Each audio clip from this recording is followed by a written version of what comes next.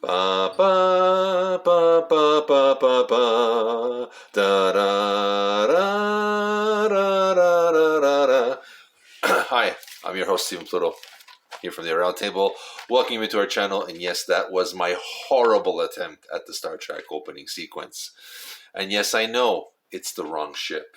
This is the one from the J.J. Abrams, the Kelvin timeline, which everyone hates.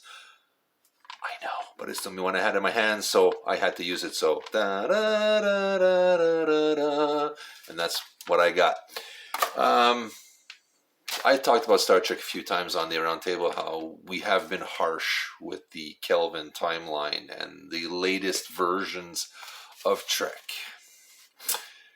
I've tried to be as objective as I can with it, and I think I've been fair for the most part. And I've been watching Star Trek Picard Season 2. I have seen the reviews online and they are nasty. But everybody has their right to their opinion. Like I have mine, which I'm going to tell you right now. I like a little bit better than the first season. I've always enjoyed the Borg. I enjoy Q. That they're back is great. I like that. It started off as a real good idea.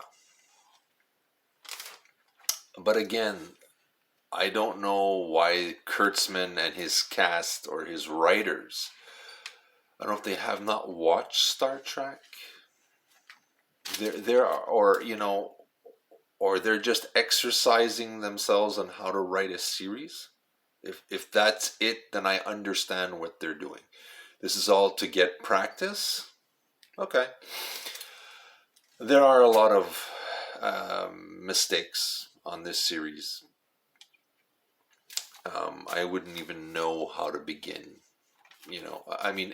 Don't get me wrong. I'm entertained at a basic level because it is Patrick Stewart reprising his role as Jean-Luc Picard.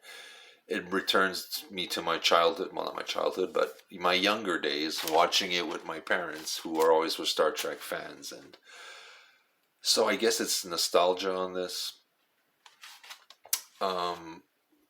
For me, the season 2, the first thing that pops in my head is the end of season 1. I think by now, if you haven't seen it, too bad, spoilers. Picard dies, but his consciousness is basically saved, and he's put into the golem body that was developed by Dr. Sung. So it looks like Picard, but that's not his original body. Season 2, they kind of skip most of that. I think Girardi referenced it once, playfully in one of the episodes, and that's it. How did you adapt to that? I mean, how did that go? That would have been an interesting series. How is he adapting to this new body? That would have been a cool couple of episodes. Nope. We're going to skip that. We don't know. Whatever. Okay. You died. You're back. Even Star Trek, when Spock died in Star Trek 3 and 4, he wasn't fully back yet. Picard seems to bounce back, and he's 80 years old, frail old man. I don't know how that happened, but okay, this is science fiction. I'm gonna let logic at the door. Again, 7 of 9. As much as I love this character, I'm not sure why she's there. How she got it? Like, they never really interacted in Next Generation and Voyager. I don't know how that happened. So, is she cool to watch? Yeah, kind of. In the beginning. Till she gets to Earth. And that's a whole other story. The other thing, Q is much more sinister here. I prefer the flamboyant Q. And kind of the teasing and taunting Q from the Next Generation. This is just, he's just nasty. And I'm not sure I like it. I think it's just a cheaper way to make a bad guy just a bad guy. But that's me. The other thing is their relationships with everybody. There's they've never really interacted as a crew like 7 years, like Next Generation or Deep Space Nine, where you see them build. This is second season, and they seem to have this bond. Like the part where, again, I'm spoiling stuff. Okay, I won't mention it. There's a character that gets killed. Raffi takes this so hard to a character she's never really interacted with. I don't understand that. I understand, it must be difficult in real life, if a crew member dies. But if it's someone you never interacted with, would you really go off the rails? I mean, you feel bad they died, but she's really like head bent on going now to Earth, get this mission done to bring this guy back. And my God, we're going to do it. And she goes after Picard saying it's bad leadership. This is the reason why this person has died. First of all, that Picard took it. I don't know why. He just should have said, you're an officer. We get the mission done and we deal with it later on. They've done it in Next Generation.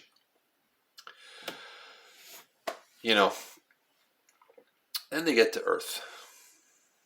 I don't know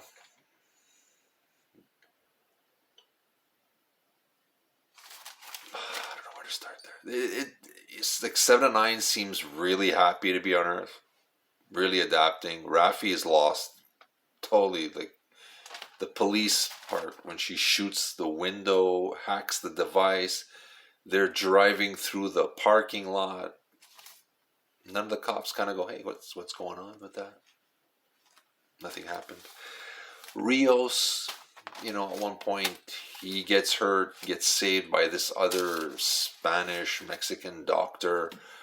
They get captured by these bad cops, risk of getting deported. As he gets rescued, okay, he's going to be deported. And no one's going to know what that'll happen to him because they're doing this, like, not by the book. When Raffi in 7 and 9 rescue him, he goes, I think I got this 21st century down packed. I'm getting used to it. Dude, you're on a bus handcuffed going to be deported. What did you get a handle of? I don't know. That's me. The other thing I really dislike I know I swear a lot, and I don't like it, and I do it, that these people on Star Trek F-bomb. You are Starfleet officers. I know a Starfleet officer is not a real thing, but you are an officer. And they never did it anywhere else. I know Patrick Stewart, when he did this series, doesn't want to redo the Next Generation. But to go against everything that made the Next Generation or Star Trek great is not the way to go either. You're a great actor. But I think that you're having creative control being the producer, I think is a mistake. And Alex Kurtzman, that he's spearheading this thing. I think Discovery, I think people saw with Discovery he's not capable. And it seems he's not full-fledged on board Picard. Now that season 3 is coming out and they have to resort to getting the whole Next Generation cast in to kind of redeem themselves or save this series' ass. If it was good enough, you wouldn't need to do that. I'm still watching Picard because I love Picard. And I love Patrick Stewart. I think he should step down as executive producer.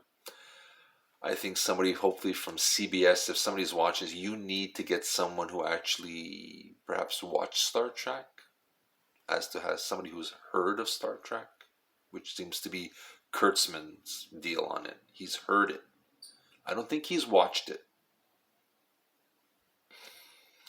And the writers need to realize this is not an episode of Full House.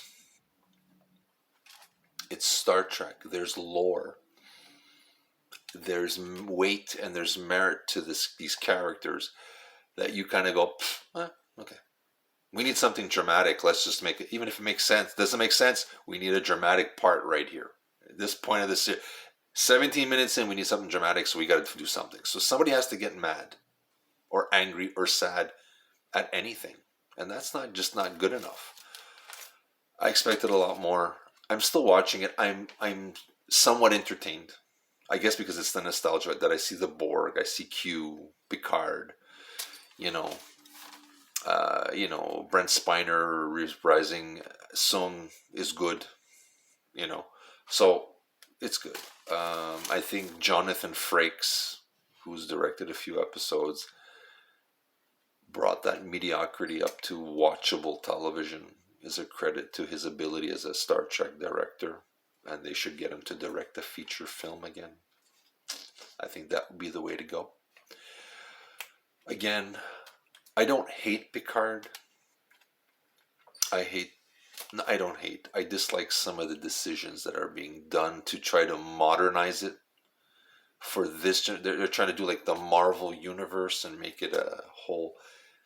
Good luck with that. The way you're doing it is not going to work. You're already alienating the original fan base.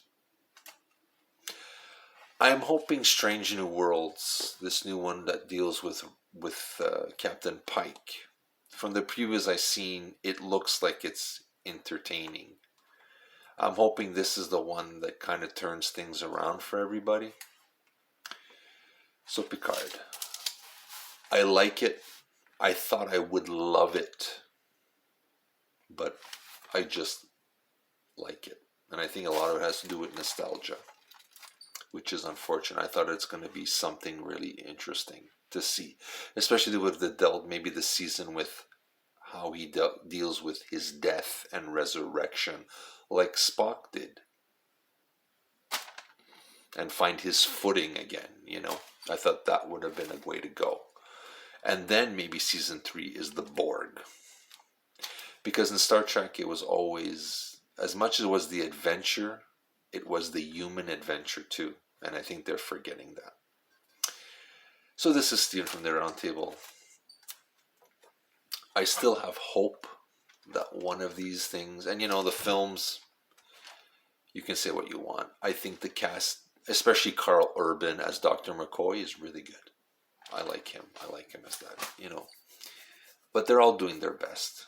But you have to, I think, as long as Kurtzman is in charge, like again, that's someone who just maybe heard of Star Trek, is writing for Star Trek, is not good enough. That's me. If anybody at CBS, you want somebody to help you steer that ship a bit, me and the guys from the Aroundtable would be more than happy to show you how it's done. We couldn't do any worse. Don't think so. And I wouldn't have to resort to time travel to save the series' ass. So, sorry about that. Ranting there. Picard, I'm going to say decent. But I expected more. And I understand you want to go a different route. But don't tear down the lore that built it in the first place. Is all I'm saying. So this is Steven. Boldly going. Where no reviewer has gone before, saying that I'm gonna still watch Picard. A lot of you have given up. I will watch it. Because I'm a Trekkie. And I'm gonna watch it to the end. Okay? We had to watch Star Trek 5 with William Shatner looking for God, If we can go through that, we can get through anything. So this is Steven from the Roundtable, telling everybody to live long and prosper. Boldly go where no man has gone before, and do like Star Trek. Be tolerant. Maybe this will turn around one day. Signing off. Live the dream.